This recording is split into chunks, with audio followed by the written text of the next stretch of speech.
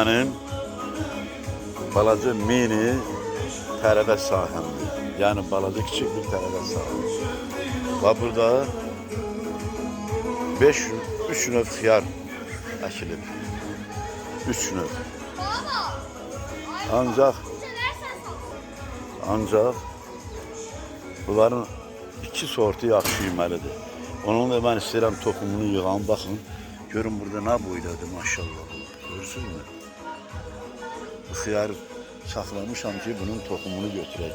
2 dənə belə bir böyüklükdə burada xiyarı var. Baxın, baxın buna, görün. Nə boyladı? Bunları toxumunu saxlamışam. Bu da hörmətli izləyicilər. Bu da pomidor sahəsidir. Pomidor əkmişəm burada, 5 növ pomidor var. İnanın düz 5 növ pomidor var burada. Bu tərəvəzdə Allah Teala necə bunları yetişdirirsə o cür də var. Yəni mən bunlara heç bir dərman, nə bilim, bölücü, qida, başqa kimyəvi qida verməmişəm. Bunlar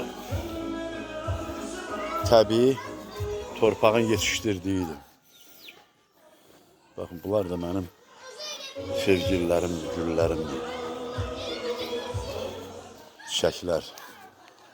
Burada bir neçə çiçək var bax burada. Görürsünüzmü? Bu qızıl güldür. Artıq yağışlar bunları soldurur. Ancaq bunlar başqa çiçəklərdir.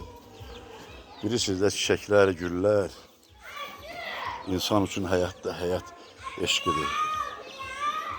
Həyat eşqidir. Allah dünyamızı çiçəkli, güllü çiçəkli eləsin. Allah nələt eləsin bu müharibə eləyənlərə, qan tökənlərə. Bəşəri, insanı qana çalxılayan bəzi dövlət başçıları, bəzi dövlətlərin başçıları Allahın qəzəbi ürgüsü tutacaq. İnsanları qoymusunuz öz həyatını yaşasınlar. Bakın.